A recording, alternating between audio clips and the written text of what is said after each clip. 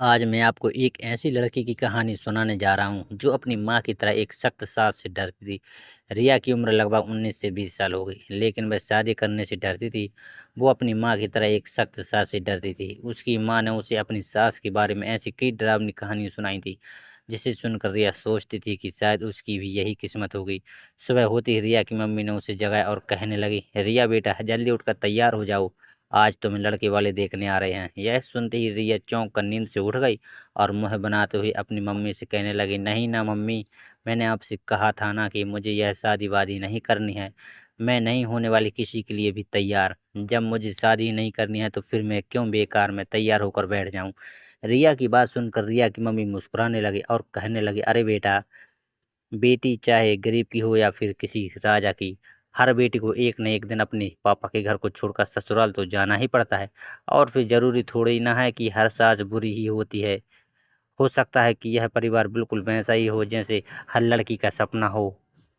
रिया को सास के नाम से ही डर लगता था, इसलिए वह कभी भी शादी नहीं करना चाहती थी। रिया ने बहुत सारे ऐसे किस्से सुने थे जिसमें सास अपनी बहू पर बहुत ही ज्यादती करती है और उसका जीना हराम कर देती है। रिया की खुद की दादी भी बहुत ही सख्त मिजाज औरत थी और रिया ने बचपन से अपनी मम्मी पर उसकी दादी की शक्ति देखी थी। रिया ने अपनी मम्मी से कहा, लेकिन माँ, क्या बुरा है अगर मैं आप लोगों के साथ ही रहूं तो। रिया के पापा जो कमरे के बाहर खड़े रिया की और उसकी मम्मी की बातें सुन रहे थे, रिया की बात सुनकर तुरंत ही अंदर आ गए और कहने लगे, रिया बेटा, तुम हमारे साथ रहो, इसमें कुछ भी बुरा नहीं है, लेकिन बेटा, हम दोनों कब तक तुम्हारे साथ रहेंगे। आखिर एक ना एक दिन तो सबको ही इस दुनिया से जाना पड़ता है। अगर तुम्हारा कोई भाई या बहन होती तो हमें यह तसल्ली होती कि हमारे बाद भी तुम्हारा ख्याल रखने वाला कोई तो है इस दुनिया में। लेकिन तुम तो हमारी इकलौती संतान हो और हमारे बाद तुम यह पहाड़ जैसी जिंदगी अकेले कैसे बिताओगी। बस इसी वजह से हम चाहते हैं कि तुम्हारी शादी हो जाए और तुम्हारी ज़िंदगी में कोई ऐसा इंसान हो जो ज़िंदगी भर तुम्हारा सहारा बनकर तुम्हारे साथ रहे। अपने पापा की बात सुनकर रिया चुप हो गई और फिर अपने मम्मी पापा की खुशी की खातिर रिया तैयार होने लगी। रिया को देखने के लिए उसकी सास, उसका होने वाला पति और उसका देवर आए हुए थे। रिया का दिल तो कर रहा था, भगवान करे कि लड़के वाले इस रिश्ते को इनकार कर दें, लेकिन किस्मत का लिखा भला कौन बदल सकता है। और फिर जैसा रिया ने चाहा था उसका बिल्कुल उल्टा ही हुआ था। लड़के वालों ने रिया को पसंद कर लिया और रिया की होने वाली सास ने खुश होकर कहा, बहन जी, हमें तो आपकी बेटी बहुत ही पसंद है। और फिर उन्होंने शगुन के तौर पर 1000 रुपया रिया के हाथ पर रख दिए और कहने लगे, तो बहन जी, आज से आपकी बेटी हमारी हुई। अब रिया आपके पास हमारी अमानत है। यह सुनकर रिया के मम्मी पापा बहुत खुश हो गए, लेकिन रिया के दिल की धड़कन तो बहुत तेज हो चुकी थी। रिश्ता पक्का करके लड़के वाले जब वापस अपने घर लौट गए तब रिया की मम्मी रिया से कहने लगी, देखा रिया बेटा, मैंने कहा था ना, हर सास एक जैसी नहीं होती। मुझे 100% यकीन था कि एक दिन मेरी बेटी के लिए बहुत ही अच्छा रिश्ता आएगा और देख, आज भगवान ने मेरी सुन ली। यह कहते रिया की मम्मी ने रिया के सिर पर हाथ फेरा और फिर कमरे से बाहर चली गई। अपनी सास के डर से यह शादी करना तो नहीं चाहती थी, लेकिन अपनी मम्मी पापा की खातिर वह इस रिश्ते के लिए मान गई थी। आखिरकार रिया और विवान की शादी हो गई और विदाई के समय रिया की माँ उसके पास आई और कहने लगी, देखो रिया बेटा, अब तुम एक बड़े खानदान की बहू बनने जा रही हो, इसलिए तुम्हें हर छोटी से छोटी बात का ध्यान रखना होगा। तभी अपने ससुराल में तुम्हारा सम्मान बढ़ेगा और तुम सबके दिलों में अपने लिए जगह बना पाओगी। खैर, रिया की मम्मी ने यह बात तो बिल्कुल सही कही थी कि लड़की चाहे किसी राजा की हो या फिर किसी गरीब की, उसे अपनी शादीशुदा जिंदगी तो शुरू करनी ही पड़ती है। रिया ने भी खुद को इस शादी के लिए तैयार कर लिया था और वह अपने दिल में हजारों उलझनें लेकर घर की बड़ी बहू बनकर अपने ससुराल आ चुकी थी। रिया को अपनी सास के साथ साथ इस बात की फिक्र भी हो रही थी कि ना जाने उसका पति कैसा होगा। कुछ डर और परेशानी के साथ रिया अपने कमरे में अपने पति का इंतजार कर रही थी कि तभी उसके इंतजार की घड़ियां खत्म हुई जब कमरे का दरवाजा खुला और रिया का पति अंदर कमरे में दाखिल हुआ।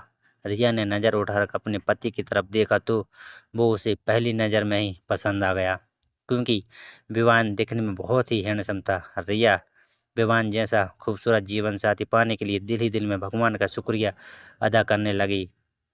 कि तभी विवान ने रिया से एक ऐसी बात कह दी जिसकी रिया को कभी उम्मीद भी नहीं थी। विवान ने मुस्कुराते हुए रिया से कहा, मुझे पता है कि तुम शादी करने के लिए तैयार नहीं थी, लेकिन मैंने तुम्हारे बारे में बहुत सुना है।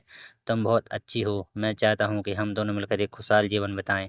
रिया विवान की बात सुनकर हैरान रह गई। उसने विश्वास नहीं हो रहा था कि विवान इतना समझदार और दयालु है। रिया ने विवान की ओर देखा और धीरे से कहा, हम तुम बहुत अच्छे हो। धीरे धीरे रिया और विवान के बीच दोस्ती गहरी होती गई। विवान बहुत ही प्यार से रिया का ख्याल रखता था। वह रिया को कभी भी अकेला महसूस नहीं होने देता था। रिया को भी विवान से बहुत प्यार हो गया था। वह विवान के साथ बहुत खुश थी। रिया की सास भी बहुत ही अच्छी निकली। वह रिया को अपनी बेटी की तरह ही प्यार करती थी। रिया की सास ने रिया को घर के सारे काम सिखाए। रिया ने अपनी सास की सारी बातें मानती थी। रिया और उसकी सास के बीच बहुत अच्छा रिश्ता था। कुछ समय बाद रिया गर्भवती हो गई। विवान और रिया बहुत खुश थे। उन्होंने एक बच्चे के आने का बेसब्री से इंतजार किया। जब रिया ने एक प्यारे से बच्चे को जन्म दिया तो विवान और रिया की खुशी का ठिकाना नहीं रहा। रिया और विवान ने एक खुशहाल जीवन बिताया। उन्होंने एक दूसरे का साथ हमेशा दिया। रिया ने कभी नहीं सोचा था कि उसकी शादी इतनी खुशहाल होगी। वह अपने पति और बच्चों के साथ बहुत खुश थी। रिया की जिंदगी अब एकदम बदल चुकी थी। एक तरफ जहां वह एक माँ के रूप में अपनी जिम्मेदारियों को निभा रही थी, वहीं दूसरी तरफ वह एक पत्नी की रूप में भी अपने कर्तव्यों को बखूबी निभा रही थी। विवान भी एक दयालु पति और एक प्यारे पिता के रूप में अपनी जिम्मेदारियों को बखूबी निभा रहा था। रिया का बेटा अब थोड़ा बड़ा हो गया था। वह बहुत ही शरारती और चंचल था। रिया और विमान अपने बेटे के साथ बहुत मस्ती करते थे। वे उसे घुमाने फिराने ले जाते थे और उसके साथ खेलते थे। रिया का बेटा बहुत ही खुशकिस्मत था कि उसके माता पिता उसे इतना प्यार देते थे। रिया की सास भी अब काफ़ी बुजुर्ग हो गई थी। रिया अपनी सास की बहुत देखभाल करती थी। वह अपनी सास को कभी भी अकेला महसूस नहीं होने देती थी। रिया की सास भी रिया से बहुत खुश थी। वह हमेशा रिया की तारीफ करती थी। रिया और विवान की जिंदगी शांति से चल रही थी। उनके बेटे आर्यन अब स्कूल जाने लगा था। रिया को आर्यन की पढ़ाई और उसके दोस्तों के बारे में बहुत चिंता होती थी। वह चाहती थी कि आर्यन एक अच्छा इंसान बने। विवान भी आर्यन की परवरिश में रिया का पूरा साथ देता था। एक दिन रिया को पता चला कि उसकी माँ बीमार है। वह तुरंत अपनी माँ के पास गई। रिया ने अपनी माँ की बहुत देखभाल की, लेकिन उसकी माँ की तबीयत दिन ब दिन बिगड़ती जा रही थी। कुछ दिनों बाद रिया की माँ की मृत्यु हो गई। रिया अपनी माँ की मौत से बहुत दुखी थी। रिया की माँ की मौत के बाद रिया और विवान ने मिलकर अपनी ज़िंदगी को फिर से पटरी पर लाने की कोशिश की। उन्होंने आर्यन का ध्यान रखा और उसे एक अच्छा इंसान बनाने की कोशिश की। आर्यन अब एक होनहार छात्र बन चुका था। वह अपनी पढ़ाई में बहुत अच्छा था। कई साल बीत गए। रिया और विवान अब बुजुर्ग हो गए थे, लेकिन वे अभी भी एक दूसरे से बहुत प्यार करते थे।